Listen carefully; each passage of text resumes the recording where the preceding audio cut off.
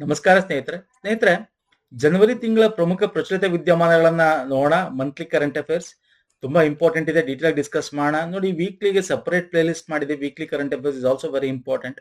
ಯಾರು IAS KAS ಗೆಲ್ಲ prepare ಆಗ್ತಿರ್ತಾರೆ and ಹಂಗಂತ ಗ್ರೂಪ್ ಬಿ ಗ್ರೂಪ್ ಸಿಗೂ ಕೂಡ ಹೆಲ್ಪ್ ಆಗುತ್ತೆ ಇದು. ಹಾಗೆ ಮಂತ್ಲಿ ಇದು ಸಪರೇಟ್ ಪ್ಲೇ ಲಿಸ್ಟ್ ಇದೆ, ಲಿಂಕ್ ಕೊಟ್ಟಿರ್ತೀನಿ. ಹಾಗೆ ಲಾಸ್ಟ್ ಇಯರ್ 2025 ಮ್ಯಾರಥಾನ್ ವಿಡಿಯೋಗಳು ಮಾಡಿದೀವಿ. 4 ತಿಂಗಳದು ಒಂದು 2-3 ವಿಡಿಯೋಸ್ ಇದೆ. ನೀವು ಲಾಸ್ಟ್ ಇಯರ್ದು ರಿವಿಷನ್ ಮಾಡಬೇಕಂತ ನೋಡ್ಕೊಳ್ಳಿ. ಲಿಂಕ್ ಗಳನ್ನ ಇದೇ ಉಳಿದ ಕೆಳಗೆ ನಾನು ಡಿಸ್ಕ್ರಿಪ್ಷನ್ ಬಾಕ್ಸ್ ಅಲ್ಲಿ ಕೊಟ್ಟಿರ್ತೀನಿ ಸ್ನೇಹಿತರೆ. ಓಕೆ, ಹಾಗೆ ನಮ್ಮ ಟೆಲಿಗ್ರಾಮ್ ಮತ್ತೆ ಇನ್ಸ್ಟಾಗ್ರಾಮ್ ಫಾಲೋ ಮಾಡಿಲ್ಲ ಮಾಡ್ಕೊಳ್ಳಿ. ಅದರ ಲಿಂಕ್ ಕೂಡ ನಿಮ್ಗೆ ಇದೇ ಉಳಿದ ಕೆಳಗೆ ಡಿಸ್ಕ್ರಿಪ್ಷನ್ ಬಾಕ್ಸ್ ಅಲ್ಲಿ ಸಿಗುತ್ತೆ, ತಾವು ಫಾಲೋ ಮಾಡ್ಕೋಬಹುದು. ಫೈನ್ ಸರ್, ಬನ್ನಿ ಹಾಗಾದ್ರೆ ನಾನು ತಡ ಮಾಡಲ್ಲ. ಇಲ್ಲಿ ಕ್ವಶನ್ಸ್ ಗಳ ಮುಖಾಂತರ ನಾನು ತಗೊಂಡಿದ್ದೀನಿ. ಡೀಟೇಲ್ ಡಿಸ್ಕಸ್ ಮಾಡೋಣ, ತುಂಬಾ ಇದೆ. ಪಾಯಿಂಟ್ ಟು ಪಾಯಿಂಟ್ ಡಿಸ್ಕಸ್ ಮಾಡೋಣ, ಹೋಗ್ತಾ ಇರೋಣ ಬನ್ನಿ ಸ್ನೇಹಿತರೆ. 2022 ಪದ್ಮಭೂಷಣ ಪ್ರಶಸ್ತಿ ಪುರಸ್ಕೃತರಾದ ಶ್ರೀ ಶತಾವಧಾನಿ ಆರ್ ಗಣೇಶ್ ಅವರು ಯಾವ ಕ್ಷೇತ್ರ ನೀಡಿದ ಕೊಡುಗೆಗೆ ಗುರುತಿಸಲ್ಪಟ್ಟಿದ್ದಾರೆ? ಪದ್ಮ ಅವಾರ್ಡ್ ನಿಮಗೆ ಪ್ರತಿ ವರ್ಷ ಕೊಡ್ತಾರೆ, ಕನ್ನಡ ದಿವಸ ಗೊತ್ತಿದೆ. ನಮಗೆ ಎಸ್ಪೆಷಲಿ ಕರ್ನಾಟಕದವರು ತುಂಬಾ ಇಂಪಾರ್ಟೆಂಟ್ ಆಗ್ತಾರೆ. ಕರ್ನಾಟಕದ ಎಕ್ಸಾಮ್ಸ್ಗೆ ಪ್ರಿಪೇರ್ ಆಗ್ತಾರೆ, ಅವ್ರಿಗೆ ಕೇಳಬಹುದು. ಸೊ ಇವರು ಆರ್ಟ್, ಕಲೆಗೆ ಸಂಬಂಧಪಟ್ಟಿದೆ. ಒಟ್ಟು 131 ಪದ್ಮ ಅವಾರ್ಡ್ಸ್ ಅಂದ ತಕ್ಷಣ ನಿಮಗೆ 3 ರೀತಿ ಇದೆ, ಗೊತ್ತಿದೆ ನಿಮಗೆ. ಅದರಲ್ಲಿ 131ರಲ್ಲಿ 5 ಪದ್ಮ ವಿಭೂಷಣ, 13 ಪದ್ಮಭೂಷಣ, 113 ಪದ್ಮಶ್ರೀ. ಒಟ್ಟು 5 + 13 + 113, ಒಟ್ಟು 131 ಪ್ರಶಸ್ತಿಗಳು ಕೊಟ್ಟಿರ್ತಕ್ಕಂಥದ್ದು. Okay, is very important. Fine. ಇನ್ನು ಇದರಲ್ಲಿ 19 ಜನ ವುಮೆನ್ ಇದ್ದಾರೆ ಕೊಟ್ಟಿ. ಈ ಒಂದು ಅವಾರ್ಡ್ಸ್ಗಳಲ್ಲಿ 6 ಜನ ಫಾರಿನರ್ಸ್ ಅಥವಾ NRIs ಅಂತ ಏನ್ ಕರುತ್ತೆ, ಅಥವಾ ಓವರ್ಸೀಸ್ ಸಿಟಿಸನ್ಸ್ ಆಫ್ ಇಂಡಿಯಾ ಅಂತ ಏನ್ ಕರುತ್ತೆ, ಅವರಿದ್ದಾರೆ. 16 ಜನ ಮರಣೋತ್ತರ ಕೂಡ ಕೊಟ್ಟಿದ್ದಾರೆ. ಅಂಡ್ ಇಲ್ಲಿ ನಮ್ಮ ಕರ್ನಾಟಕದವರು ಅಂತ ಬಂದಾಗ ವೆರಿ ಇಂಪಾರ್ಟೆಂಟ್, ಪದ್ಮ ವಿಭೂಷಣ ಯಾರಿಗೂ ಈ ವರ್ಷ ಸಿಕ್ಕಿಲ್ಲ. ಕರ್ನಾಟಕದಲ್ಲಿ ಪದ್ಮ ವಿಭೂಷಣ ಯಾರಿಗೂ ಸಿಕ್ಕಿಲ್ಲ, ಪದ್ಮಭೂಷಣ ಸಿಕ್ಕಿದೆ. ಪದ್ಮ ಶತಾವಧಾನಿ ಆರ್ ಗಣೇಶ್ ಕಲೆಗೆ, ಸಂಸ್ಕೃತ ವಿದ್ವಾಂಸ ಅವಧಾನ ಪ್ರವೀಣ್ ಅವರು. ಪದ್ಮಶ್ರೀ ಅಂಕೇಗೌಡ ಎಂ ಸಮಾಜ ಸೇವೆಗೆ, ಓಕೆ, ಉಚಿತ ಗ್ರಂಥಾಲಯವಾದ ಪುಸ್ತಕ ಮನೆ ಅಂತೆಲ್ಲ ಹೆಸರುವಾಸಿಯಾಗಿದ್ದಾರೆ ನಿರ್ಮಿಸಿ. ಡಾಕ್ಟರ್ ಪ್ರಭಾಕರ್ ಬಸವಪ್ರಭು ಕೋರೆ ಸಾಹಿತ್ಯ ಮತ್ತು ಶಿಕ್ಷಣ KLE ಸೊಸೈಟಿ ಅಧ್ಯಕ್ಷರವರು. 300ಕ್ಕೂ ಹೆಚ್ಚು ಶಿಕ್ಷಣ ಸಂಸ್ಥೆಗಳನ್ನು ನಿರ್ವಹಿಸಿರ್ತಕ್ಕಂಥದ್ದು. SG ಸುಶೀಲಮ್ಮ ಸಮಾಜ ಸೇವೆ ಒನ್ಸ್ ಅಗೇನ್. ಓಕೆ, ಹಾಗೆ ಡಾಕ್ಟರ್ ಸುರೇಶ್ ಹನಗವಾಡಿ ವೈದ್ಯಕೀಯ ಸಮಾಜ ಸೇವೆಗೆ, ಹಿಮೋಫೋಲಿಯಾ ಸೊಸೈಟಿ ಸ್ಥಾಪಕಿ ಇವರು. ಶಶಿಶೇಖರ್ ವೆಂಪತಿ ವಿಜ್ಞಾನ ಮತ್ತು ಎಂಜಿನಿಯರಿಂಗ್, allforindia.org ಅಂತ ಹೇಳಿ ಸಹ ಸಂಸ್ಥಾಪಕಿ, ಪ್ರಸಾರ ಭಾರತೀಯ ಮಾಜಿ CEO ಇವರು. ಶುಭ ವೆಂಕಟೇಶ್ ಅಯ್ಯಂಗಾರ್ ವಿಜ್ಞಾನ ಅಂಡ್ ಇಂಜಿನಿಯರಿಂಗ್ ಅಂದ್ರೆ ಸೈನ್ಸ್ ಅಂಡ್ ಇಂಜಿನಿಯರಿಂಗ್ ಅಡಿಯಲ್ಲಿ ಸಿಕ್ಕಿರ್ತಕ್ಕಂಥದ್ದು. ರಾಷ್ಟ್ರೀಯ ಏರೋಸ್ಪೇಸ್ ಪ್ರಯೋಗದಲ್ಲಿ ದೃಷ್ಟಿ ವಾಯುಯಾನ ಹವಾಮಾನ ಸಂಸ್ಥೆಗಳನ್ನು ಅಭಿವೃದ್ಧಿಪಡಿಸಿದ್ರು. TT ಜಗನ್ನಾಥ್ ವೆರಿ ಇಂಪಾರ್ಟೆಂಟ್ ಇವರು. TTK ಪ್ರೆಸ್ಟೀಜ್, ಏನು ಪ್ರೆಸ್ಟೀಜ್ ಕುಕ್ಕರ್ ಇದೆಯಲ್ಲ, ಅದರ ಪ್ರೆಷರ್ ಕುಕ್ಕರ್ ಸುರಕ್ಷತಾ ಕಾರ್ಯವಿಧಾನ ನಾವೀನ್ಯಕರಿಸಿದವರು. ಹಾಗಾಗಿ ಇವ್ರಿಗೆಲ್ಲ ಈ ಒಂದು ಕ್ಯಾಟಗರಿ ಅಡಿಯಲ್ಲಿ ಸಿಕ್ಕಿರೋದು. ಸೊ ಒಬ್ರಿಗೆ ಮಾತ್ರ ಪದ್ಮಭೂಷಣ, ಇನ್ನು ಮಿಕ್ಕಿದ್ದ ಅವ್ರಿಗೆ ಪದ್ಮಶ್ರೀ, ಪದ್ಮ ವಿಭೂಷಣ ಯಾರಿಗೂ ಈ ವರ್ಷ ಕರ್ನಾಟಕದವರು ಸಿಕ್ಕಿಲ್ಲ. ಸೊ ಕರ್ನಾಟಕದವ್ರು ಕೊಟ್ಟಿದ್ದೀನಿ, ನೋಡ್ಕೊಳ್ಳಿ ಸ್ನೇಹಿತರೆ. ನೆಕ್ಸ್ಟ್, ಜನವರಿ 2026ರಲ್ಲಿ ನಮ್ಮ ಪರಿಸರ ವಿಜ್ಞಾನಿ ಅಂತಾನೆ ಕರೀತಕ್ಕಂಥ ಮಾಧವ್ ಗಾಡ್ಗಿಲ್ ತೀರೋಗ್ತಾರೆ. ಸೊ ಅವರು ಯಾವುದಕ್ಕೆ ಹೆಸರುವಾಸಿಯಾಗಿದ್ರು? ಪಶ್ಚಿಮ ಘಟ್ಟಗಳಿಗೆ. ಓಕೆ, ಗಾಡ್ಗಿಲ್ ರಿಪೋರ್ಟ್ ಗೊತ್ತಿರ್ಬೇಕು ನಿಮಗೆ, ವೆರಿ ಇಂಪಾರ್ಟೆಂಟ್. ಕೇಳ್ತಾರೆ ಗಾಡ್ಗಿಲ್ಗೆ ಸಂಬಂಧಪಟ್ಟಂತೆ ಸ್ನೇಹಿತರೆ. ಅವರು ಪರಿಸರ ಶಾಸ್ತ್ರಜ್ಞರಾಗಿದ್ರು, ಹೆಸರುವಾಸಿಯಾಗಿದ್ರು. ಅವ್ರ ತಂದೆ ಧನಂಜಯ್ ಗಾಡ್ಗಿಲ್ ಅಂತ, ಅವರು ಕೂಡ ಅರ್ಥಶಾಸ್ತ್ರಜ್ಞರಾಗಿದ್ರು. 1924ರಲ್ಲಿ ಮೊದಲು ಪ್ರಕಟದ industrial evolution of India in recent times ಎಂಬ ಶ್ರೇಷ್ಠ ಕೃತಿಯ ಲೇಖಕರು ಕೂಡ ಆಗಿದ್ರು ಇವರು, ಮಾಧವ್ ಗಾಡ್ಗಿಲ್ ಅವರು. ಎನ್ವೈರನ್ಮೆಂಟಲ್ ಎಕಾಲಜಿಸ್ಟ್ ಅಂತ ಕರಿತೀವಿ. ಬೆಂಗಳೂರಿನ IISc ಇದೆಯಲ್ಲ, ಅಲ್ಲಿ ಎನ್ವೈರನ್ಮೆಂಟಲ್ ಅಂತಕ್ಕಂಥ ಒಂದು ಡಿಪಾರ್ಟ್ಮೆಂಟ್ ನ ಸ್ಥಾಪನೆ ಮಾಡಿದ್ದು ಇವರು. ಓಕೆ, ಹಂಗೆ ಇವರು ತುಂಬಾ ಕೊಡುಗೆಗಳು ಕೊಟ್ಟಿದ್ದಾರೆ. ಎಸ್ಪೆಷಲಿ ಪಶ್ಚಿಮ ಘಟ್ಟಗಳ ಪರಿಸರ ತಜ್ಞರ ಸಮಿತಿಯನ್ನ ಸ್ಥಾಪನೆ ಮಾಡ್ತಾರೆ. ಒಂದಷ್ಟು ಬೇರೆಯವ್ರ ಜೊತೆ ಕೂಡಿ ಒಂದಷ್ಟು ಎಕಾಲಜಿ ಅಂಡ್ ಇಕ್ವಿಟಿ ಅಂತಕ್ಕಂಥದ್ದು, and the fissured land and ecology history of India ಅಂತಕ್ಕಂಥದ್ದು ಕೂಡ ಪುಸ್ತಕನ ರಾಮಚಂದ್ರ ಗುಹಾ ಅವ್ರ ಜೊತೆ ಸೇರಿ ಬರ್ತಿದ್ದಾರೆ. ಇವರಿಗೆ ಶಾಂತ ಸ್ವರೂಪ್ ಭಟ್ನಾಗರ್ ಪ್ರಶಸ್ತಿ, ಪದ್ಮಶ್ರೀ, ಪದ್ಮಭೂಷಣ ಪ್ರಶಸ್ತಿಗಳು ಕೂಡ ಸಿಗಿದೆ. ಅಂಡ್ ಗಾಡ್ಗಿಲ್ ಅವ್ರಿಗೆ ರಿಪೋರ್ಟ್ ಬಗ್ಗೆ ಗೊತ್ತಿರಲಿ ನಿಮಗೆ, ಎಕ್ಸಾಮ್ ಅಲ್ಲಿ ಕೇಳ್ತಾನೆ. ಅಂಡ್ ಗಾಡ್ಗಿಲ್ ರಿಪೋರ್ಟ್ ಅಲ್ಲಿ ನಾನು ಈಗ ಅದನ್ನ ವೀಕ್ಲಿ ಕರೆಂಟ್ ಅಫೇರ್ ಮಾಡಿದ್ದೀನಿ. ಎಕಲಾಜಿಕಲ್ ಸೆನ್ಸಿಟಿವ್ ಝೋನ್ಸ್ ಅಂತ ಮಾಡ್ತಾರೆ, 1, 2, 3 ಅಂತ. 1 and 2 economical sensitive zones is very important.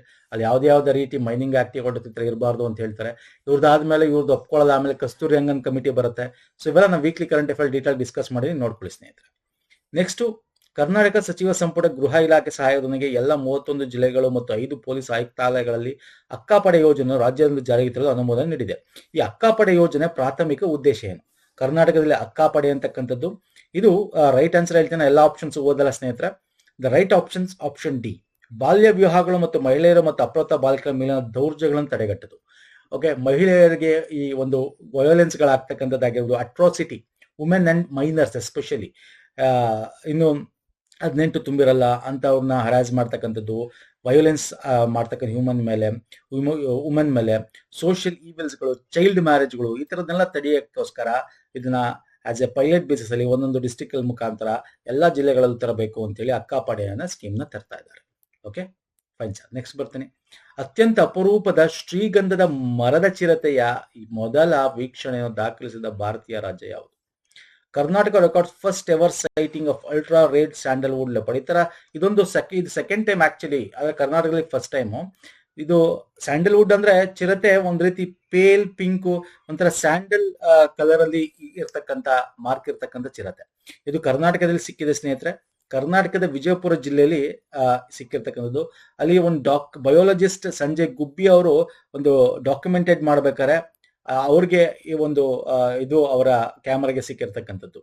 Okay, Vijayanagara district sandalwood leopard. It is a pale reddish pink coat ಇರ್ತಕ್ಕಂಥ light brown rosettes, light brown ಈ ತರ ಚುಕ್ಕಿ ಇರ್ತಕ್ಕಂಥದ್ದು ಸಿಕ್ಕಿರ್ತಕ್ಕಂಥದ್ದು ಕ್ಯಾಮ್ರಾಗೆ. ಫೈನ್. ನೆಕ್ಸ್ಟ್ ಬರ್ತೇನೆ. ಕರ್ನಾಟಕದ ಮುಖ್ಯಮಂತ್ರಿ ಸಿದ್ದರಾಮಯ್ಯ ಅವರು ರಾಜ್ಯದ ಅತಿ ಹೆಚ್ಚು ಕಾಲ ಮುಖ್ಯಮಂತ್ರಿಯಾಗಿ ಸೇವೆ ಸಲ್ಲಿಸಿದ ದಾಖಲೆಯನ್ನು ಮೀರಿಸಿ ಯಾವ ಮಾಜಿ ಮುಖ್ಯಮಂತ್ರಿ ದೀರ್ಘಾವಧಿಯ ಅಧಿಕಾರವನ್ನು ದಾಖಲೆಯನ್ನು ಹಿಂದಿಕ್ಕಿದ್ದರು? ನೋಡಿ, ಇದನ್ನ ಎಕ್ಸಾಮ್ ಅಲ್ಲಿ ಕೇಳಿದ್ದ ಅಲ್ವಾ? ಅಲ್ಲಿ ಏನ್ ಕೇಳಿದ ಎಕ್ಸಾಮ್ ಅಲ್ಲಿ? ಎಷ್ಟು ದಿನಗಳ ಕಾಲ ಅಂತ ಕೇಳಿದ್ದ. ದೇವರಾಜ್ ಅರಸ್ ಅಂತ ಗೊತ್ತಿರ್ತಕ್ಕಂಥದ್ದು ಎಷ್ಟು ದಿನ? 2792 ಡೇಸ್. ಓಕೆ, 2700. ಇದು ಆಪ್ಷನಲ್ ಕೊಟ್ಟಿದ್ದ ನಮಗೆ KEL ಎಕ್ಸಾಮ್ ಅಲ್ಲಿ ಬಂದಿತ್ತು ಕೂಡ ಅಲ್ವಾ ಸರ್? So very important. ಸಿದ್ದರಾಮಯ್ಯನವರು ದೇವರಾಜ್ ಅರಸ್ ಮುಖ್ಯಮಂತ್ರಿ ಏನ್ 5 ವರ್ಷ ಕಂಪ್ಲೀಟ್ ಮಾಡಿದ್ರು, ಆ ತರ ಲಾಸ್ಟ್ 2013 ಅವ್ರು ಆದಾಗ 5 ವರ್ಷ ಕಂಪ್ಲೀಟ್ ಮಾಡಿದ್ರು. ಹಾಗೆ ಈ ಟರ್ಮ್ ಅಲ್ಲಿ ನೋಡಬೇಕು 5 ವರ್ಷ ಕಂಪ್ಲೀಟ್ ಮಾಡ್ತಾರೋ ಇಲ್ವೋ ಅಂತ. ಆತರ 5 ವರ್ಷ ಕಂಪ್ಲೀಟ್ ಮಾಡಿರ್ತಕ್ಕಂಥ ಚೀಫ್ ಮಿನಿಸ್ಟರ್ ದೇವರಾಜ್ ಅರಸ್ ಬಿಟ್ಟರೆ Siddaramaiah.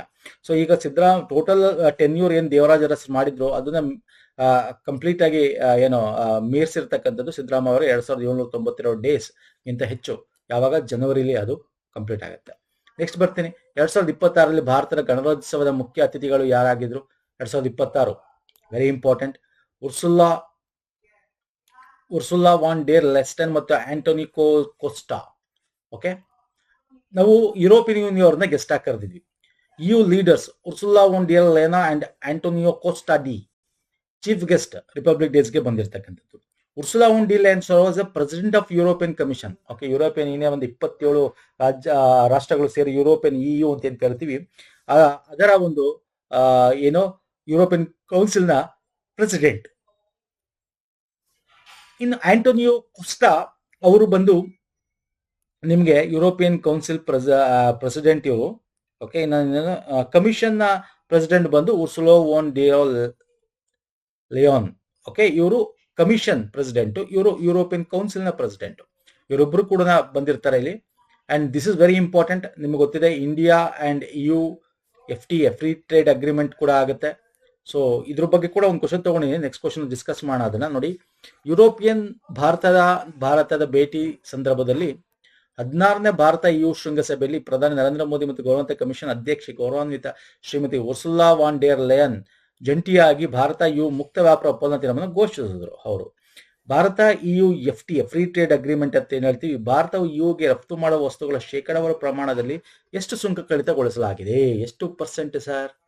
Free trade agreement 80%, 70%, 90%, 95, 99.5, approximately 99% ಅಂತ ಕೂಡ ಹೇಳ್ಬೋದು.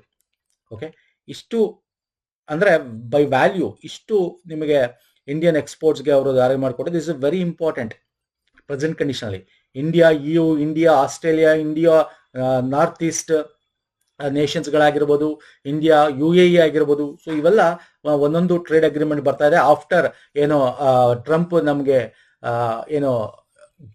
ಟಾರಿಫ್ ಜಾಸ್ತಿ ವಿಧಿಸಿದಾಗ.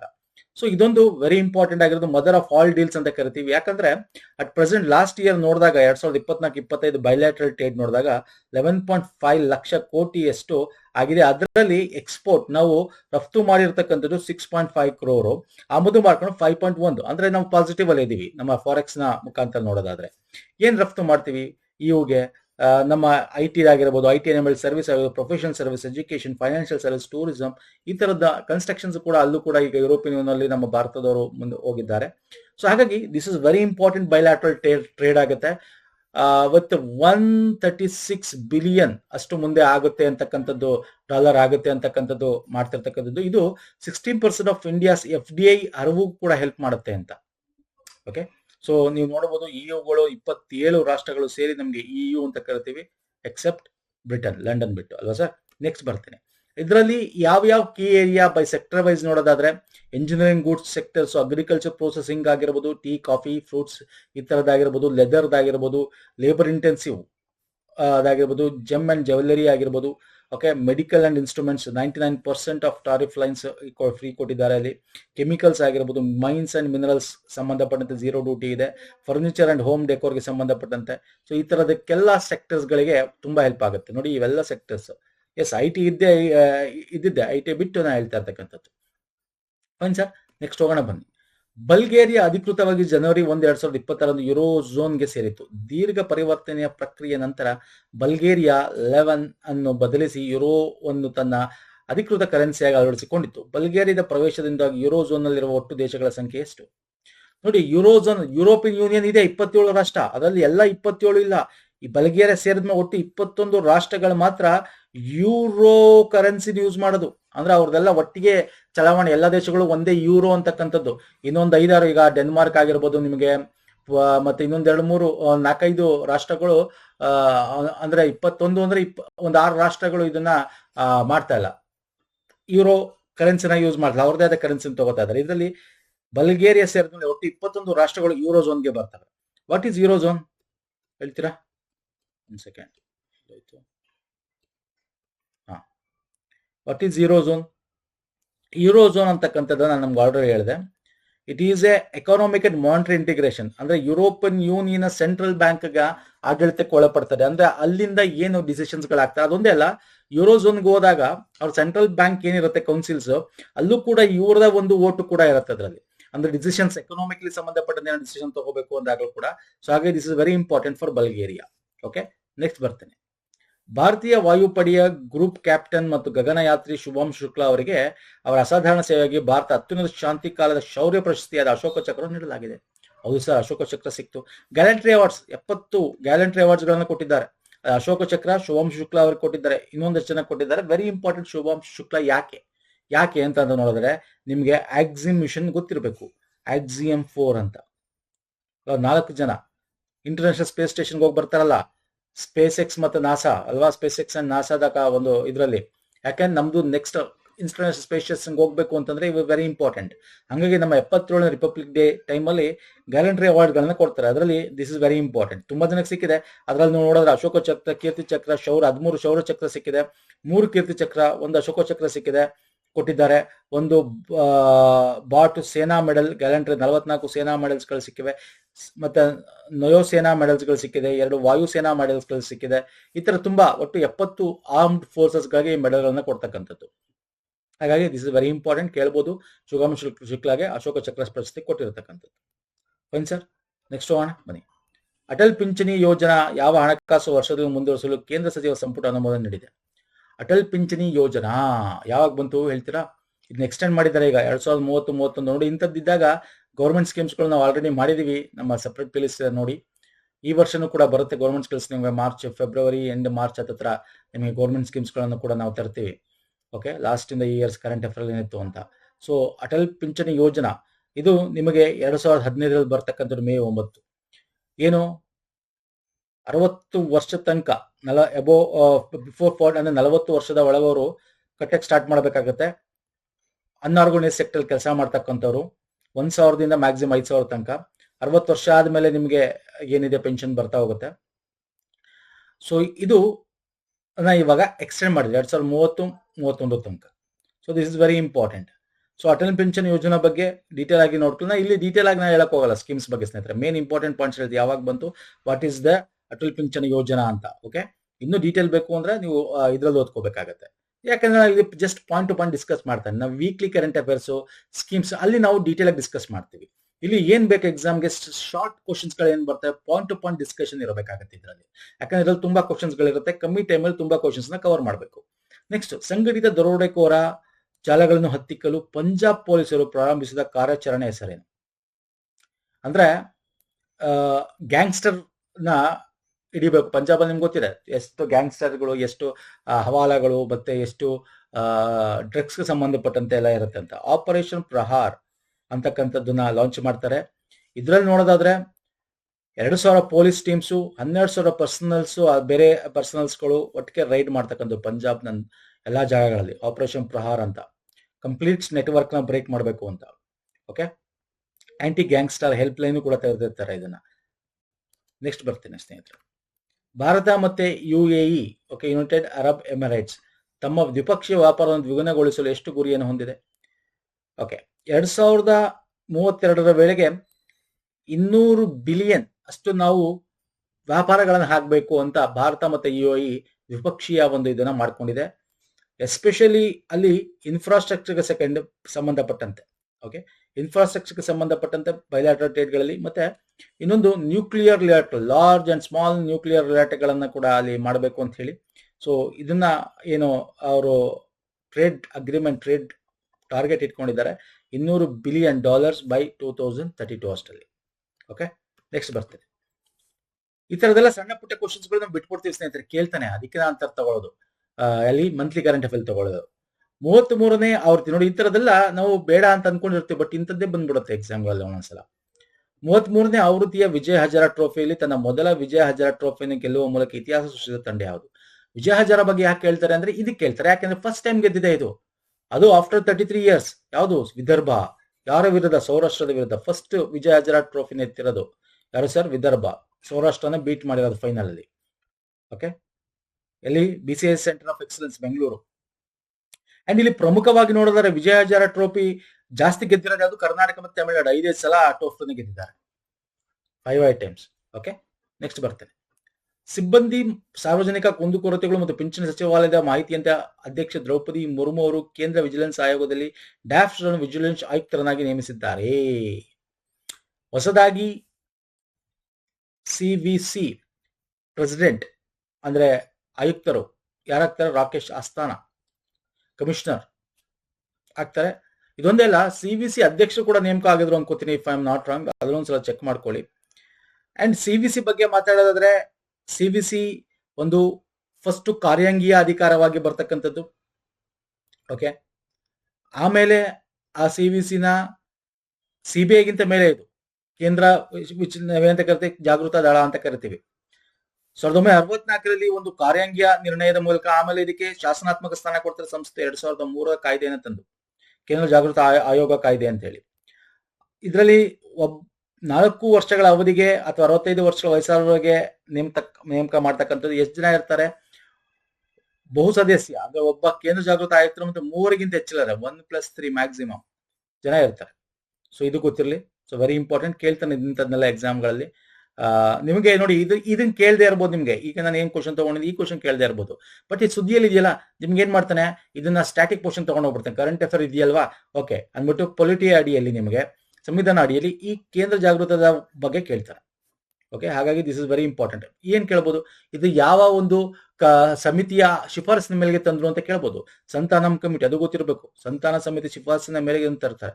ಓಕೆ, ಸೊ ಹಂಗಾಗಿ ಡೀಟೇಲ್ ಆಗಿ ಓದ್ಕೋಬೇಕಾಗುತ್ತೆ ಇದ್ರ ಬಗ್ಗೆ ಸ್ನೇಹಿತರೆ. ನೆಕ್ಸ್ಟ್ ಬರ್ತೀನಿ. 2026ರ ಫಿಫಾ ವಿಶ್ವಕಪ್ ಅನ್ನು ಉತ್ತರ ಅಮೆರಿಕದಲ್ಲಿ ಹಲವಾರು ದೇಶಗಳು ಜಂಟಿಯಾಗಿ ಮೊದಲ ಬಾರಿಗೆ ಆಯೋಜಿಸಲಿವೆ. ಯಾವ ದೇಶಗಳ ಸಂಯೋಜನೆಯನ್ನು ಪಂದ್ಯಾವಳಿಯ ಅಧಿಕೃತ ಆತಿಥೇಯರು ಎಂದು ಘೋಷಿಸಲಾಗಿದೆ?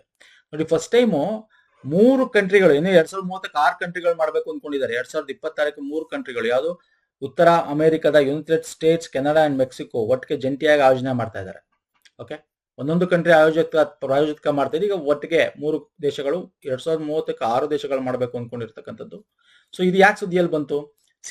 ಅದರ ಒಂದು ಈ ವರ್ಷ ನಡೆಯುತ್ತೆ 2026ರಲ್ಲಿ. ಆ ಟ್ರೋಫಿನ ಇಂಡಿಯಾದಲ್ಲೂ ಕೂಡ ಅನ್ವೈಲ್ಡ್ ಆ ಟ್ರೋಫಿನ ತೋರಿಸ್ತಾರೆ. ಎಲ್ಲಿ? ಡೆಲ್ಲಿ ಮತ್ತೆ ಅಸ್ಸಾಂಗೂ ಗೌಹಾಟಿಗೆ ಹೋಗುತ್ತೆ. ಬ್ರೆಜಿಲಿಯನ್ ಫುಟ್ಬಾಲರ್ ಗೆಲ್ಬರ್ಟೋ ಡಿಸಿಲ್ವಾ ಅವರು ಅದನ್ನ ಜನತೆಗೆ ತೋರಿಸ್ತಾರೆ. ಹಾಗಾಗಿ ಇದು ಸುದ್ದಿಯಲ್ಲಿತ್ತು.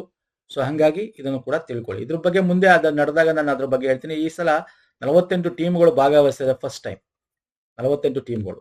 ಓಕೆ. ನೀತಿ ಆಯೋಗವು ರಫ್ತು ಸನ್ನದ್ಧತಾ ಸೂಚ್ಯಾಂಕ, ಎಕ್ಸ್ಪೋರ್ಟ್ ಪ್ರಿಪೇರ್ಡ್ನೆಸ್ ಇಂಡೆಕ್ಸ್ ಅಂತ ಕರಿತೀವಿ. ವೆರಿ ಇಂಪಾರ್ಟೆಂಟ್ ಇದು ನೀತಿ ಆಯೋಗದ್ದು. ಇದು 2024, ಇದು 4ನೇ ಎಡಿಷನ್. 2020ರಿಂದ ಸ್ಟಾರ್ಟ್ ಮಾಡಿರೋದು 4ನೇ ಎಡಿಷನ್. ಇದು ಗೊತ್ತಿರಲಿ.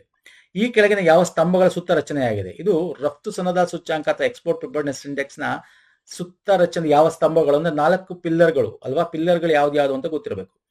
ರಫ್ತು ಮೂಲ ಸೌಕರ್ಯ, ಎಸ್ ಸರ್. ಅಂದ್ರೆ ರಫ್ತು ಪ್ರಿಪೇರ್ಡ್ನೆಸ್ ಅಂದ್ರೆ ರಾಜ್ಯಗಳು ರಫ್ತು ಹೆಂಗ್ ಮಾಡ್ತಾ ಇದೆ, ಟೆಕ್ನಾಲಜಿ ರಿಲೇಟೆಡ್ ಎಲ್ಲ, ಈಸ್ ಆಫ್ ಡೂಯಿಂಗ್ ಬಿಸ್ನೆಸ್ ಇದೆಯಾ, ಹೆಂಗೆ ಅದರ ಪರಿಸರ ವ್ಯವಸ್ಥೆ ಇದೆ ಅಂಡ್ ಎಕೋಸಿಸ್ಟಮ್ ಇದೆ, ಈ ತರ ಎಲ್ಲ.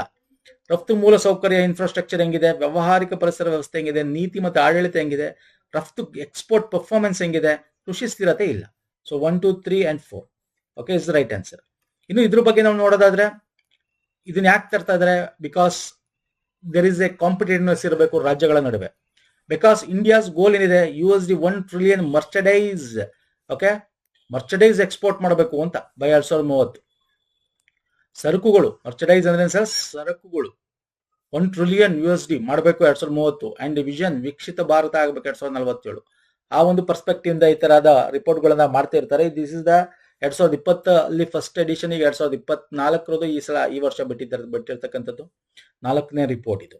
ಇದರಲ್ಲಿ ಲಾರ್ಜ್ ಸ್ಟೇಟ್ ಡಿವೈಡ್ ಮಾಡ್ತಾರೆ ಸ್ನೇಹಿತರೆ. ನಾನು ನಿಮಗೆ ಇದನ್ನು ಕೂಡ ತೋರಿಸ್ಬಿಡ್ತೇನೆ. ನಿಮಗೆ ಇಲ್ಲಿ ನೋಡ್ಬೋದು 4 ಪಿಲ್ಲರ್ ಇದೆ ಅಂತ ಹೇಳಿದ್ನಲ್ಲ. Export infrastructure, business ecosystem, policy and governance, export performance ಅಂತ. ಓಕೆ, ಇದರಲ್ಲಿ 4 ಪಿಲ್ಲರ್ಗಳು, 13 ಸಬ್ ಪಿಲ್ಲರ್, 70 ಇಂಡಿಕೇಟರ್ಸ್ ಇದೆ. I will show you the pillars also. ನೋಡಿ, ಇದು ಈ ಪಿಲ್ಲರ್ ನಡಿಯಲ್ಲಿ 3, ಈ ಪಿಲ್ಲರ್ ನಡಿಯಲ್ಲಿ 3, ಈ ಪಿಲ್ಲರ್ 3, ಈ ತರ ಒಟ್ಟು 4 ಪಿಲ್ಲರ್ಗಳು. ಓಕೆ, ಅದರಲ್ಲಿ ಸಬ್ ಪಿಲ್ಲರ್ಸ್ ಇದೆ. ಇದರಲ್ಲಿ ಕ್ಯಾಟಗರಿ ಮಾಡ್ತಾರೆ, ಲೀಡರ್ಸ್, ಚಾಲೆಂಜರ್ಸ್, ಆಸ್ಪಿರೆಂಟ್ಸ್ ಅಂತ. ಸೊ ಎಸ್ಪೆಷಲಿ ಇದರಲ್ಲಿ ದೊಡ್ಡ ರಾಜ್ಯಗಳು, ಸಣ್ಣ ರಾಜ್ಯಗಳು ಅಂತ ಮಾಡ್ತಾರೆ. ನಾನು ಇದನ್ನ ಫಸ್ಟ್ ಹೇಳ್ಬಿಡ್ತೀನಿ ನಿಮಗೆ. ಈಗ ಇದರಲ್ಲಿ ನಾನು ನಿಮ್ಗೆ ಹೇಳಿದೆ, ದೊಡ್ಡ ರಾಜ್ಯಗಳು, ಸಣ್ಣ ರಾಜ್ಯಗಳು, ಈಶಾನ್ಯ ರಾಜ್ಯಗಳು, ಕೇಂದ್ರಾಡಳಿತ ಪ್ರದೇಶಗಳಾಗಿ ವರ್ಗೀಕರಿಸ್ತಾರೆ. ಅದರಲ್ಲಿ ದೊಡ್ಡ ರಾಜ್ಯಗಳು ಅಂತ ತಗೊಂಡಾಗ ಮಹಾರಾಷ್ಟ್ರ ಫಸ್ಟ್, ತಮಿಳುನಾಡು ಸೆಕೆಂಡ್, ಗುಜರಾತ್ 2, ಉತ್ತರ ಪ್ರದೇಶ 4, ಆಂಧ್ರ ಪ್ರದೇಶ 5. ಸಣ್ಣ ರಾಜ್ಯಗಳು ಅಂತ ತಗೊಂಡಾಗ ಈಶಾನ್ಯ ರಾಜ್ಯಗಳು ಮತ್ತು UT ಅಂತ ತಗೊಂಡಾಗ ಅದರಲ್ಲಿ ಉತ್ತರಾಖಂಡ, ಜಮ್ಮು ಅಂಡ್ ಕಾಶ್ಮೀರ್, ನಾಗಾಲ್ಯಾಂಡ್, ದದರ್, ನಗರ ಹವೇಲಿ ಅಂಡ್ ಡಿಯು ಡಾಮನ್ ಬರುತ್ತೆ, ಮತ್ತೆ ಗೋವಾ ಸೇರುತ್ತೆ ಸ್ನೇಹಿತರೆ. ಅಂಡ್ ಇಲ್ಲಿ ಕರ್ನಾಟಕದ ಬಗ್ಗೆ ನೋಡಿದಾಗ, ಕರ್ನಾಟಕ ಲಾಸ್ಟ್ ರಿಪೋರ್ಟ್ ಅಲ್ಲಿ ಚೆನ್ನಾಗಿತ್ತು. ಈ ರಿಪೋರ್ಟ್ ಗಿಂತ 2022 ರಿಪೋರ್ಟ್ ತೆಗೆದು ನೋಡಿದ್ರೆ ನೀವು, ಕರ್ನಾಟಕ 3ನೇ ಸ್ಥಾನದಲ್ಲಿತ್ತು, ಈ ಸಲ 6ನೇ ಸ್ಥಾನದಲ್ಲಿದೆ. ಯಾಕೆ ಹಿಂಗ್ ಹಿಂದೆ ಆಯ್ತು ನೀವೇ ಯೋಚನೆ ಮಾಡಿ. ಓಕೆ, ಫಸ್ಟ್ 3 ಸ್ಥಾನದಲ್ಲಿ ಮಹಾರಾಷ್ಟ್ರ, ತಮಿಳುನಾಡು, ಗುಜರಾತ್ ಇದೆ. Okay fine sir. ಕರ್ನಾಟಕ 3 ಸಲ 6ನೇ ಸ್ಥಾನದಲ್ಲಿದೆ. ಓಕೆ, ಇದು ವೆರಿ ಇಂಪಾರ್ಟೆಂಟ್ ರಿಪೋರ್ಟ್, ನೋಡ್ಕೊಳ್ಳಿ ಸ್ನೇಹಿತರೆ. Fine sir. ನೆಕ್ಸ್ಟ್ ಬಂದ್ಬಿಡ್ತೀನಿ ನಾನು.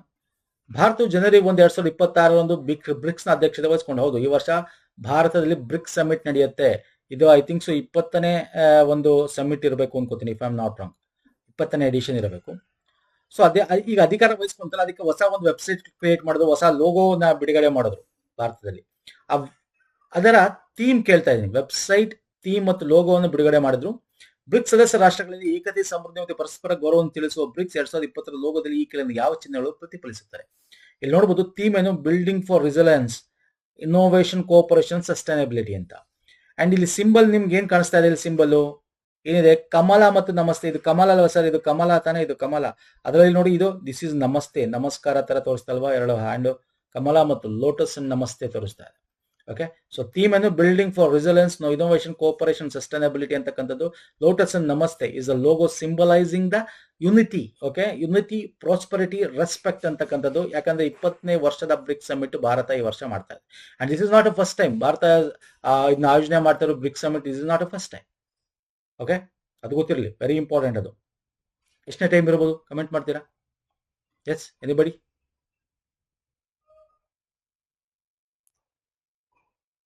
ನೋಡಿ, ಇದು 20th year of BRICS. But 18ನೇ ಎಡಿಷನ್ ಈ ಸಲ ಮಾಡ್ತಾ ಇರೋದು. 20ನೇ ಎಡಿಷನ್ ಅಲ್ಲ, 20 ವರ್ಷ ಆಗಿದೆ, 18ನೇ ಎಡಿಷನ್. ಯಾಕಂದ್ರೆ ಫಸ್ಟ್ ನಾವು ಬ್ರಿಕ್ಸ್ ನ ನೋಡೋದಾದ್ರೆ 2009 ಇದು ಫಸ್ಟ್ ಫಾರ್ಮೇಶನ್ ಆಗೋದು, ಫಸ್ಟ್ ಬ್ರಿಕ್ಸ್ ಸಮಿಟ್ ಆಗೋದು ರಷ್ಯಾದಲ್ಲಿ. ಓಕೆ, ಅದು ಗೊತ್ತಿರಲಿ. Fine sir. India this is the 4th time ಆಗುತ್ತೆ. ಕೊಟ್ಟಿದ್ದೀನಿ, ಎಲ್ಲ ಕೊಟ್ಟಿದ್ದೀನಿ ನಾನು ಇಲ್ಲಿ ನೋಡಿ. Making its 4th term has the BRICS chair. 4ನೇ ಟರ್ಮ್ ಇದು ಮಾಡ್ತಾ ಇರೋದು. ಈಗ ಬ್ರಿಕ್ ಮೆಂಬರ್ಶಿಪ್ ಲಾಸ್ಟ್ ಇಯರ್ ಅಲ್ಲಿ ಜಾಯಿನ್ ಮಾಡಿದ್ರು ತುಂಬಾ ಜನ, ಗೊತ್ತಿರಬೇಕು ನಿಮಗೆ.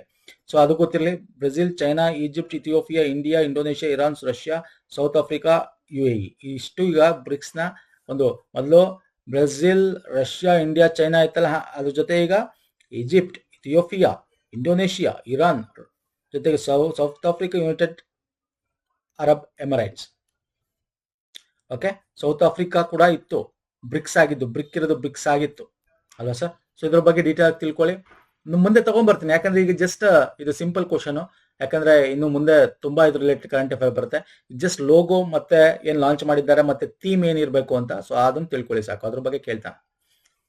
ನೆಕ್ಸ್ಟ್, ಜನವರಿ 1, 2026ರಿಂದ ಎಲ್ಲಾ ಭಾರತೀಯ ರಫ್ತಿಗೆ ಸುಂಕ ರಹಿತ ಪ್ರವೇಶನ ಒದಗಿಸುವ ಮತ್ತು ಭಾರತೀಯ ರಫ್ತುದಾರರು, MSMEಗಳು, ರೈತರು ಮತ್ತು ಕಾರ್ಮಿಕರಿಗೆ ನಿರಂತರ ರಫ್ತು ಬೆಳವಣಿಗೆ, ಆಳವಾದ ಮಾರುಕಟ್ಟೆ ಪ್ರವೇಶ ಮತ್ತು ಬಲವಾದ ಪೂರೈಕೆ ಸರಪಳಿ ಸ್ಥಿತಿಸ್ಥಾಪಕಕ್ಕೆ ಕೊಡುಗೆ ನೀಡಿರುವ ಭಾರತ ಮತ್ತು ಆಸ್ಟ್ರೇಲಿಯಾ ನಡುವಿನ ವ್ಯಾಪಾರ ಒಪ್ಪಂದದ ECTಯ ಪೂರ್ಣ ರೂಪವನ್ನು ನೋಡಿ. ನಾನು ಡೀಟೇಲ್ ಆಗಿ ಕ್ವಶನ್ಸ್ ಕೊಡೋದು ಯಾಕೆ ಅಂದ್ರೆ, ಈ ಕ್ವಶನ್ಸ್ ಎಲ್ಲ ನಿಮ್ಗೆ ಕಂಪ್ಲೀಟ್ ಡೀಟೇಲ್ಸ್ ಸಿಕ್ಬಿಡ್ಬೇಕು. ಈ ಕ್ವಶನ್ಸ್ ಏನ್ ಹೇಳುತ್ತೆ ಅನ್ನೋದು ಡೀಟೇಲ್ ಕೊಟ್ಟಿರುತ್ತೆ. ಈ ಕ್ವಶನ್ ಅಲ್ಲಿ ಇರೋದೇ ನಿಮ್ಗೆ ಕ್ವಶನ್ ಆಗಿ ಬಂದ್ಬಿಡ್ಬೋದು ಎಕ್ಸಾಮ್ ಅಲ್ಲಿ. ಓಕೆ, ನಾನು ಏನ್ ಹೇಳ್ತಾ ಇದ್ದೀನಿ ಅಂದ್ರೆ, ಜನವರಿ 2026ರಿಂದ ನಮ್ಮ ಭಾರತೀಯಿಂದ ಏನ್ ರಫ್ತು ಮಾಡ್ತೀವಿ, MSMEಗಳು, ರೈತರು, ಕಾರ್ಮಿಕರು, ಸ್ವಂತವ್ರಿಗೆ ಕಂಪ್ಲೀಟ್ ಫ್ರೀ ಟ್ರೇಡ್ ಅಗ್ರಿಮೆಂಟ್ ತರ, ಓಕೆ, ಯಾವುದೇ ಆದ ರೀತಿ ರಿಸ್ಟ್ರಿಕ್ಷನ್ಸ್ ಇಲ್ಲದೆ ಆ ತರ ಒಂದು ಇಲ್ಲಿ ಆಸ್ಟ್ರೇಲಿಯಾ ಮತ್ತೆ ಭಾರತ ಒಪ್ಪಂದ ಕೂಡ ಆಗಿತ್ತು. ಈ ECTA ಅಂತ ಕರಿತೀವಿ ಅದನ್ನ, ಅಂದ್ರೆ economic cooperation and trade agreement ಅಂತ, ಆಪ್ಷನ್ ಸಿ, ಆರ್ಥಿಕ ಸಹಕಾರ ಮತ್ತು ವ್ಯಾಪಾರ ಒಪ್ಪಂದ ಅಂತ ಕರಿತೀವಿ ಸ್ನೇಹಿತರೆ. 100% ಝೀರೋ ಡ್ಯೂಟಿ ಟಾರಿಫ್ ಲೈನ್ಸ್ ಇರುತ್ತೆ. ಓಕೆ, ಸೊ ಹಾಗಾಗಿ ಇದೆಲ್ಲ ವೆರಿ ಇಂಪಾರ್ಟೆಂಟ್. ಒಂದ್ಸಲ ಇಂಥದ್ನೆಲ್ಲ ನಿಮ್ಗೆ ಒಂದಿಸಿ ಬರೆಯಲು ಕೇಳ್ತಾನೆ, EU ಕೇಳ್ತಾನೆ, UAE ಕೇಳ್ತಾನೆ, ಆಸ್ಟ್ರೇಲಿಯಾ, ಅದಕ್ಕೆ ಇವೆಲ್ಲ ತಗೊಂಡಿರೋದು ಸ್ನೇಹಿತರೆ. ನೆಕ್ಸ್ಟ್, ಡಿಸೆಂಬರ್ 2025ರಲ್ಲಿ ತೈವಾನ್ ಸುತ್ತಮುತ್ತ ನಡೆಸಲಾದ ಚೀನಾದ ಮಿಲಿಟರಿ ಕವಾಯತು ಹೆಸರೇನು? ಮಿಲಿಟರಿ ಆಪರೇಷನ್, ಮಿಲಿಟರಿ ಎಕ್ಸರ್ಸೈಸ್ ಅಂತ ಕರಿತೀವಿ, ಜಸ್ಟಿಸ್ ಮಿಷನ್ ಅಂತ ಹೇಳಿ. ಜಸ್ಟಿಸ್ ಮಿಷನ್ 2025 ಇಲ್ಲಿ ನೋಡ್ಬೋದು. ತೈವಾನ್, ಇದು ಚೀನಾ, ತೈವಾನ್ ಸುತ್ತ. ಓಕೆ, ಇಲ್ಲಿ ಇನ್ಸರ್ಜೆನ್ಸಿ ಜಾಸ್ತಿ ಆಗುತ್ತೆ. ಅಂದ್ರೆ ನಿಮ್ಗೆ ಗೊತ್ತಿದೆ, ಚೈನೀಸ್ ತಾಪೆ ಅಂತ ಕರಿತೀವಿ, ತೈವಾನು ಚೈನಾದ್ ಬೇಡ ಅಂತ ಹೇಳಿ. ಸೊ ಅಲ್ಲಿ ಏನಾಗುತ್ತೆ, ಟೆನ್ಷನ್ಸು ಒಂದಷ್ಟು ಇದಾಗುತ್ತೆ. ಹಾಗಾಗಿ ಅದ್ರ ಸುತ್ತ ಮಿಲಿಟರಿ ಡ್ರಿಲ್ ಆಗುತ್ತೆ. ಮಿಲಿಟರಿ ಡ್ರಿಲ್ ಅಂದ್ರೆ ಆರ್ಮಿ ವಿಂಗ್, ಏರ್ ವಿಂಗ್ ಮತ್ತೆ ನೇವಿ ಎಲ್ಲ ಸೇರಿ ಒಂದು ಜಸ್ಟಿಸ್ ಮಿಷನ್ ಅಂತ. ಯಾಕಂದ್ರೆ ಅದೊಂದೇ ಅಲ್ಲ, ಈ ತೈವಾನ್ಗೆ ಬೇರೆ ಬೇರೆ ಎಕ್ಸ್ಟರ್ನಲ್ ಇಂಟರ್ಫಿಯರೆನ್ಸ್ ಕೂಡ ಫೋರ್ಸಸ್ ಕೂಡ ಹೆಲ್ಪ್ ಮಾಡ್ತಾ ಇದೆ ಅಂತ. ಸೆಪರೇಟಿಸ್ಟ್ ಅಗೇನ್ಸ್ಟ್ ತೈವಾನ್ ಸೆಪರೇಟ್ ಆಗಬೇಕು, ಅದೇ ರಾಷ್ಟ್ರ ಸೆಪರೇಟ್ ಇರಬೇಕು, ಚೈನಾದ ಅಡಿಯಲ್ಲಿ ಇರಬಾರ್ದು, ಮತ್ತೆ ಬೇರೆ ರಾಷ್ಟ್ರಗಳು, USA ಅಂತ ರಾಷ್ಟ್ರಗಳು ಕೂಡ ಅದಕ್ಕೆ ಹೆಲ್ಪ್ ಮಾಡ್ತಾರೆ. ಸೊ ಹಂಗಾಗಿ ಅದನ್ನೆಲ್ಲ ಏನೋ ನಾವು ಇದರ ಸುತ್ತ ಇದೀವಿ, ನಾವು ಇಲ್ಲೇ ಇದೀವಿ ಅಂತ ತೋರ್ಸಕ್ಕೆ ಒಂದು ಮಿಲಿಟರಿ ಎಕ್ಸರ್ಸೈಸ್ ಮಾಡುತ್ತೆ, ಜಸ್ಟಿಸ್ ಮಿಷನ್ ಅಂತ ಹೇಳಿ. ಓಕೆ, ನೆಕ್ಸ್ಟ್ ಬರ್ತೀನಿ. 18 ವರ್ಷದ ಕ್ಯಾಮ ಕಾರ್ತಿಕೇಯನ್ ದಕ್ಷಿಣ ಧ್ರುವಕ್ಕೆ ಸ್ಕೀಮಿಂಗ್ ಮಾಡಿದ ಅತ್ಯಂತ ಕಿರಿಯ ಭಾರತೀಯ ಮತ್ತು ವಿಶ್ವದ 2ನೇ ಕಿರಿಯ ಮಹಿಳೆ ಎಂಬ ಹೆಗ್ಗಳಿಕೆ ಪಾತ್ರವಾಗುವ ಮೂಲಕ ಇತಿಹಾಸ ನಿರ್ಮಿಸಿರೋ. ಹೌದು, ಕಾಮ್ಯಾ ಕಾರ್ತಿಕೇಯನ್ ಅಂತ. ಅವರ ಮದರ್ ಅವರೆಲ್ಲ ಅವರು ಕೂಡ ಡಿಫೆನ್ಸ್ ಅಲ್ಲಿ ಇದ್ದವ್ರೆ. ಓಕೆ, ಇವರು 7 ಸಮ್ಮಿಟ್ ಕೂಡ ಕಂಪ್ಲೀಟ್ ಮಾಡಿದ್ದಾರೆ. 7 ಸಮ್ಮಿಟ್ಸ್ ಅಂದ್ರೆ ನಮ್ಮ ಹಿಮಾಲಯ ಮತ್ತೆ ಬೇರೆ ಬೇರೆ ಏನು ಎಲ್ಲಾ ಖಂಡಗಳಲ್ಲಿ ಇರತಕ್ಕಂಥ ದೊಡ್ಡ ದೊಡ್ಡದಾದ ಪೀಕ್ ಗಳನ್ನು ಕೂಡ ಹತ್ತಿದ್ದಾರೆ. ಸೊ ಹಂಗಾಗಿ ವಿಶ್ವದ 2ನೇ ಕಿರಿಯ ಮಹಿಳೆ, ಭಾರತದ ಮೊದಲ ಕಿರಿಯ ಮಹಿಳೆ. ಈ ಸೌತ್ ಪೋಲ್ ಅಂದ್ರೆ ನಮ್ಮ ಅಂಟಾರ್ಟಿಕಾಗೆ ಹೋಗಿರ್ತಕ್ಕಂಥದ್ದು. ದಕ್ಷಿಣ ಧ್ರುವವನ್ನು ತಲುಪುವ ಕ್ಯಾಂಪ್ ಸ್ಕೀಮಿಂಗ್ ಮಾಡಿದ ಒಟ್ಟು ದೂರ ಎಷ್ಟು? ಓಕೆ, ದಕ್ಷಿಣ ಧ್ರುವಕ್ಕೆ ಪಾಯಿಂಟ್ಗೆ ಹೋಗಕ್ಕೆ, ಅಲ್ಲಿ ಅಂಟಾರ್ಟಿಕಾ ಹೋಗಿ ಸುತ್ತ ಅದೆಲ್ಲ ಹೋಗುತ್ತೆ, ಈ ತರ ಏನು ಎಷ್ಟು ದೂರ ಆಯ್ತು ಆ ಒಂದು ಇದಕ್ಕೆ ಹೋಗಕ್ಕೆ ಅಂತ ಹೇಳಿ 115 ಕಿಲೋಮೀಟರ್ ಆಗುತ್ತೆ ಸ್ನೇಹಿತರೆ. ನಿಮಗೆ ಇದನ್ನೇ ಕೇಳಬೇಕು ಅಂತಿಲ್ಲ, ಅವ್ರ ಹೆಸರು ಕೇಳಬಹುದು, ಇವ್ರು ಯಾರು ಅಂತ ಕೇಳಬಹುದು. ಸೊ ಹಂಗಾಗಿ ಎಲ್ಲಾನು ಕೂಡ ತಿಳ್ಕೊಂಡಿರಿ ಅಂತ. So Indian to ski to the South Pole. Kaamya reached South Pole on December 2025, 27th of December. Trekking skiing ಮಾಡಿಕೊಂಡು 115 ಕಿಲೋಮೀಟರ್ ಅಂಟಾರ್ಟಿಕಾದ ಮೇಲೆ ಹೋಗಿ ತುದಿಗೆ ತಲುಪ್ತಾರೆ, ಮೇಲೆ ಸೌತ್ ಪೋಲ್ಗೆ. ಓಕೆ, -30 ಟೆಂಪರೇಚರ್ ಫೇಸ್ ಮಾಡ್ತಾರೆ, ವಿಂಡ್ಸ್ ಗಳನ್ನ ಫೇಸ್ ಮಾಡ್ತಾರೆ. ಇವರು Indian navy officer S. Karthikeyan, educator Lavanya Karthikeyan ಮಗಳು. ಸೊ ಹಂಗಾಗಿ ಕಾಮ್ಯಾ. ಓಕೆ, ಹಾಗಾಗಿ ನೇವಿ ಆಫೀಸರ್ ಇದ್ಮೇಲೆ ಇನ್ನೇನು ಆರಾಮಾಗಿ ಹೋಗ್ತಾರೆ. ಅವ್ರಿಗೆ ಏನ್ ಬೇಕು ಎಲ್ಲ ಆದ ವ್ಯವಸ್ಥೆಗಳಾಗಿರ್ತದೆ, ಮತ್ತೆ ಏನು ಡೈರೆಕ್ಷನ್ಸ್ಗಳಿರ್ತವೆ,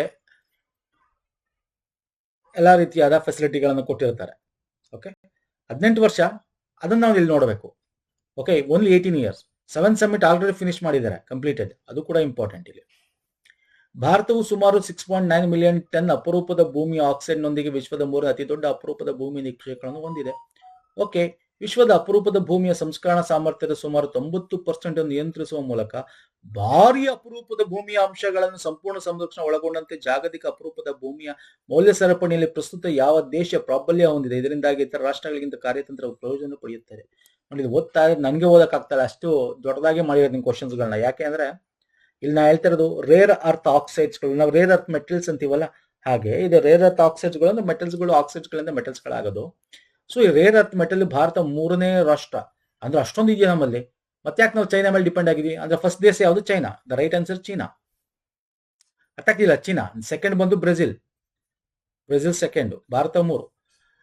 ಆದ್ರೂ ಕೂಡ ನಾವ್ ಯಾಕೆಂದ್ರೆ ನಮ್ದ್ರಲ್ಲಿ ಸ್ವಲ್ಪ ಡಿಫಿಕಲ್ಟೀಸ್ ಜಾಸ್ತಿ, ಕರಾವಳಿ ತೀರ ಮತ್ತೆ ಬೇರೆ ಬೇರೆ ಕನ್ಸ್ಟೆಂಟ್ಸ್ ಗಳಿವೆ, ತುಂಬಾ ತೆಗಿಯಕ್ಕಾಗಲ್ಲ. ಯಾಕಂದ್ರೆ ಬೇರೆ ಬೇರೆ ರೇಡಿಯೋ ಆಕ್ಟಿವ್ ಎಲಿಮೆಂಟ್ಸ್ ಗಳಿದೆ ನಮ್ದಲ್ಲಿ. Radioactive, thorium, extraction complex, ಮತ್ತೆ ಅದರಲ್ಲಿ ತುಂಬಾ ಟೆಕ್ನಾಲಜಿ ಬೇಕು, ತುಂಬಾ ಕಷ್ಟ ಆಗುತ್ತೆ ತೆಗೆಯೋದು. ಹಾಗಾಗಿ ನಮ್ಮ ರಿಸರ್ವ್ಸ್ ಅಂತ ನೋಡಿದಾಗ ರೇರ್ ಅರ್ತ್ ಆಕ್ಸೈಡ್ಸ್ಗಳು ನಮ್ಮ ಭಾರತದಲ್ಲಿ ಪ್ರಪಂಚಕ್ಕೆ 3ನೇ ಸ್ಥಾನ.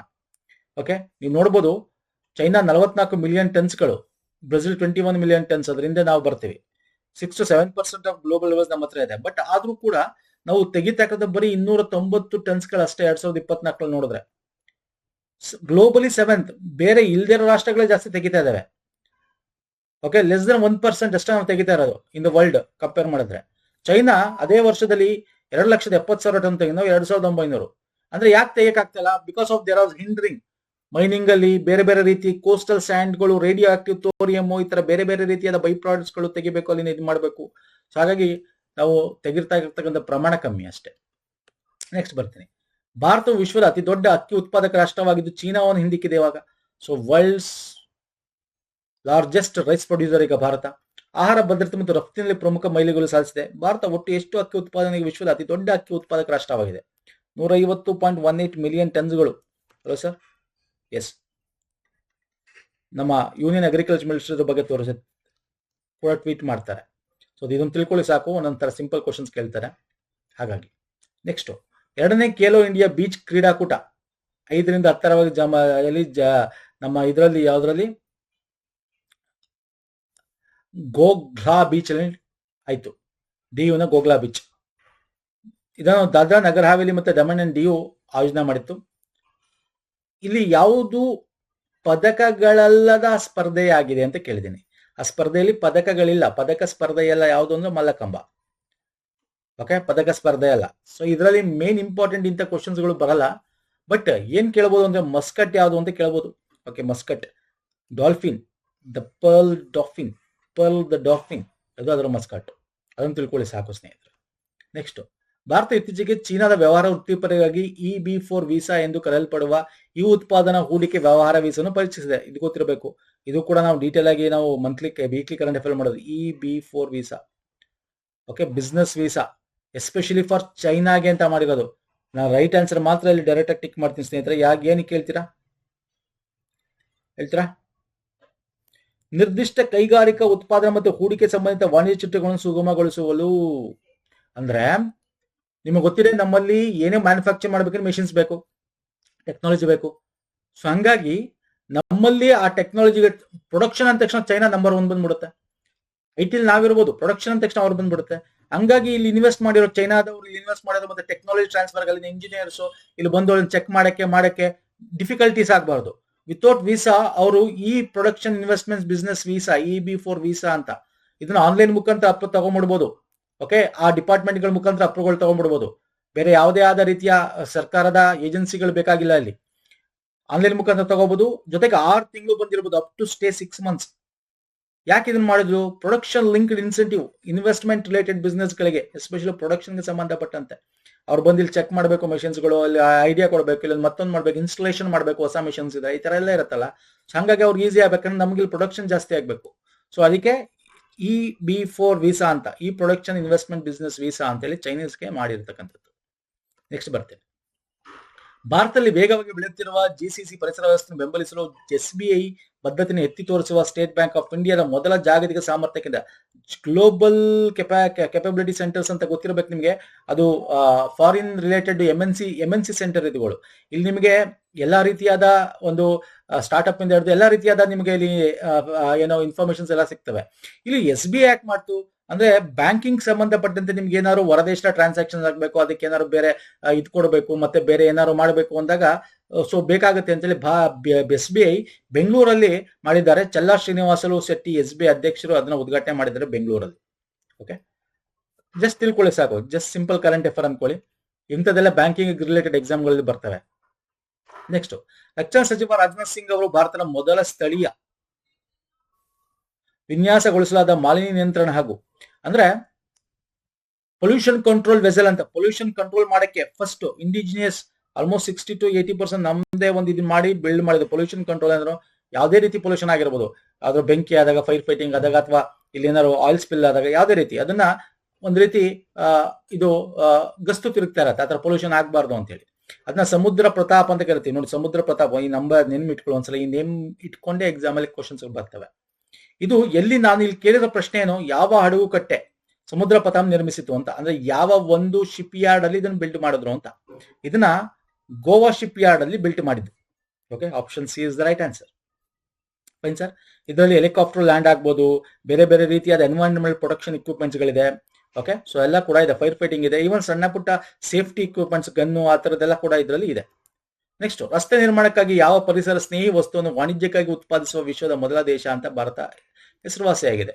India becomes first country to produce commercial biobitumen. Actually bitumen ನಾವು ಈ ಕೋಲು ಬೇರೆ ಬೇರೆ ಆದ ರೀತಿಯಿಂದ ನಾವು ತಗೋತಾ ಇದೀವಲ್ವಾ, ಅಂದ್ರೆ ಈ ಒಂದು ಯಾವ್ದು ಹೇಳ್ಬೋದು ನಾವು, ಪೆಟ್ರೋಲಿಯಂ ಪ್ರಾಡಕ್ಟ್ಸ್ ಅಥವಾ ಫಾಸಿಲ್ ಫ್ಯೂಯಲ್ಸ್ ನ ವೇಸ್ಟ್ ನ ಮಾಡ್ತಾ ಇದೀವಿ. ಈಗ ಬಯೋಬಿಟಮಿನ್ ಅಂತಕ್ಕಂಥದ್ದು ಏನಿದೆ, ದಿಸ್ ಇಸ್ ವೆರಿ ಇಂಪಾರ್ಟೆಂಟ್. ಬಯೋಬಿಟಮಿನ್ ಅಂದ ತಕ್ಷಣ ನೀವು ಬರೀ ಅದರಿಂದ ಮಾತ್ರ ಅಲ್ಲ, ಅಗ್ರಿಕಲ್ಚರಲ್ ವೇಸ್ಟ್, ಬಯೋಮಾಸು, ಬೇರೆ ಬೇರೆ ಫಾಸಿಲ್ ಫ್ಯೂಯಲ್ಸ್ ಗಳಿಂದ ರೆಸಿಡ್ಯೂ ಏನ್ ಉಳಿದಿರುತ್ತೆ ಅದರಿಂದ ಕೂಡ ನಾವು ಅಂದ್ರೆ ಅದನ್ನೆಲ್ಲ ಬರ್ದ್ ಮಾಡಿದ್ರೆ ಏರ್ ಪೊಲ್ಯೂಷನ್ ಆಗುತ್ತಲ್ವಾ, ಅಗ್ರಿಕಲ್ಚರ್ ವೇಸ್ಟ್ ಗಳನ್ನ ಅದನ್ನೆಲ್ಲ ಯೂಸ್ ಮಾಡ್ಕೊಂಡು ಬಯೋಬಿಟಮಿನ್ ತಗೊಂಡು ರಸ್ತೆಗಳಿಗೆ ಉಪಯೋಗಿಸಬಹುದು ಅಂತ. This is the first country commercially use this waste to transfer biobitumen ಅಂತಕ್ಕಂಥದ್ದು. ಸಸ್ಟೈನಬಲ್ ರೋಡ್ ಕನ್ಸ್ಟ್ರಕ್ಷನ್ ಯೂಸ್ ಮಾಡ್ತಕ್ಕಂಥದ್ದು. ಹಂಗಾಗಿ ನೋಡಿ, ಅದಕ್ಕೋಸ್ಕರ ಒಂದು ರೆಕಾರ್ಡ್ ಕೂಡ ಆಗಿದೆ. ನೆಕ್ಸ್ಟ್ ಕ್ವಶನ್ ತೋರಿಸ್ತೀನಿ ಬನ್ನಿ. ಬೆಂಗಳೂರು, ಕಡಪ, ವಿಜಯವಾಡ ಆರ್ಥಿಕ ಕಾರಿಡಾರ್ ನಿರ್ಮಾಣದ ಸಮಯದಲ್ಲಿ ಯಾವ ಸಂಸ್ಥೆ 4 ಗಿನ್ನಿಸ್ ವಿಶ್ವ ದಾಖಲೆಯನ್ನು ಸೃಷ್ಟಿಸಿತು? ಯಾವುದು ಸರ್? ಭಾರತೀಯ ರಾಷ್ಟ್ರೀಯ ಹೆದ್ದಾರಿ ಪ್ರಾಧಿಕಾರ. ಯಾಕೆ ಗಿನ್ನಿಸ್ ಈ ಬಿಟಮಿನ್ ನ ಯೂಸ್ ಮಾಡ್ಕೊಂಡು, ಬಿಟುಮಿನಸ್ ನ ಯೂಸ್ ಮಾಡ್ಕೊಂಡು ಫಟಾಫಟ್ ಅಂತ ಒಟ್ಟು 28.89 ಲೇನ್ ಕಿಲೋಮೀಟರ್ನ 24 ಗಂಟೆಯಲ್ಲಿ 10,655 ಮೆಟ್ರಿಕ್ ಟನ್ ಹಾಕಿದ್ರು. ಜನವರಿ 6 ಅದನ್ನು ಪುನಃ ಬ್ರೇಕ್ ಮಾಡ್ತಾರೆ ಜನವರಿ 11ಕ್ಕೆ. 156 ಲೇನ್ ಕಿಲೋಮೀಟರ್ನ 57,500 ಮೆಟ್ರಿಕ್ ಟನ್ ಯೂಸ್ ಮಾಡ್ಕೊಂಡು ಬಯೋಮಿಡಸ್ ಕಾಂಕ್ರೀಟ್ ನ ಯೂಸ್ ಮಾಡಿ ಈ ಒಂದು ನ್ಯಾಷನಲ್ ಹೈವೇ ಮಾಡ್ತಾರೆ. ಇದು ವರ್ಲ್ಡ್ ರೆಕಾರ್ಡ್ ಆಗುತ್ತೆ, ಗಿನ್ನಿಸ್ ರೆಕಾರ್ಡ್ ಆಗುತ್ತೆ. ಓಕೆ, ಸೊ ನೆಕ್ಸ್ಟ್ ಬರ್ತೀನಿ. ಆಧಾರ್ ಸಂಬಂಧಿತ ಮಾಹಿತಿಯನ್ನು ಹೆಚ್ಚು ಸಂಬಂಧಿತ ಮತ್ತು ಜನಸ್ನೇಹಿಯಾಗಿ ಮಾಡಲು ಭಾರತೀಯ ವಿಶಿಷ್ಟ ಗುರುತಿನ ಚೀಟಿ ಪ್ರಾಧಿಕಾರ ಅಧಿಕೃತ ಆಧಾರ್ ಮಸ್ಕ್ಯಾಟ್ ಅನ್ನು ಬಿಡುಗಡೆ ಮಾಡಿದೆ. ನೋಡಿ, ಮೊದಲು ಮಸ್ಕ್ಯಾಟ್ ಬೇರೆ ತರ ಇತ್ತು, ಹಿಂಗೆಲ್ಲ ಇತ್ತಲ್ವಾ, ಹಿಂಗೇನೋ ಇತ್ತು ಹಿಂಗೆ ಸಿಂಬಲ್. ಈಗ ಹಂಗಲ್ಲ, ಈ ತರ ಸಿಂಬಲ್. ಇದರಷ್ಟು ಉಡೈ ಅಂತ ಅಥವಾ ಉದೈ ಅಥವಾ ಉಡೈ ಅಥವಾ UDAI ಅಂತ ಹೊಸದಾಗಿ ಈ ಮಸ್ಕಟ್ ನ ಅಂದ್ರೆ ಆಧಾರ್ಗೆ ಒಂದು ಸಿಂಬಲ್ಲು ಅಥವಾ ಒಂದು ಗೊಂಬೆ ಏನಿತ್ತು ಮೊದಲು ಅದಿಲ್ಲ, ಈಗ ಈ ತರದನ್ನ ಮಾಡಿದ್ದಾರೆ. ಇದಕ್ಕೆ ತುಂಬಾ ಅವರು ಕರೆದಿದ್ರು ಕೂಡ, ಯಾರು ರೆಫರ್ ಮಾಡಿ ಅಂತ ತುಂಬಾ ಜನಕ್ಕೆ ಪ್ರಶಸ್ತಿ ಕೂಡ ಸಿಕ್ಕಿದೆ. ಅದರ new face of Aadhaar Udai ಅಂತ ಹೇಳಿ. ಓಕೆ, ತುಂಬಾ ಜನ ರೆಫರ್ ಮಾಡಿದ್ರು. ಅದರಲ್ಲಿ Arun Goyal, Thrissur, Kerala first prize mascot design ಮಾಡಿದವರು. ಅದೇ ತರ ಬೇರೆ ಬೇರೆ ರೀತಿ ಅವರು IDRSA ದೈವನ್, ಪುಣೆ, ಮಹಾರಾಷ್ಟ್ರ, ಕೃಷ್ಣ ಶರ್ಮಾ, ಉತ್ತರ ಪ್ರದೇಶ, ಅವ್ರಿಗೂ ಸೆಕೆಂಡ್, ಥರ್ಡ್ ಪ್ರೈಸ್ ಸಿಕ್ಕಿದೆ. ಹಂಗೆ ಆ ನೇಮ್ ಮಸ್ಕಟ್ ನೇಮ್ ಉಡೈ ಅಂತ ಇಡಬೇಕು ಅನ್ನೋ ಕಾಂಪಿಟೇಷನ್ ಅಲ್ಲಿ Riyaz join of Bhopal first prize ಸಿಕ್ಕಿದೆ. ಓಕೆ, ಸೊ ಇಂಥದ್ದು ಎಕ್ಸಾಮ್ ಅಲ್ಲಿ ಕೇಳ್ತಾನೆ.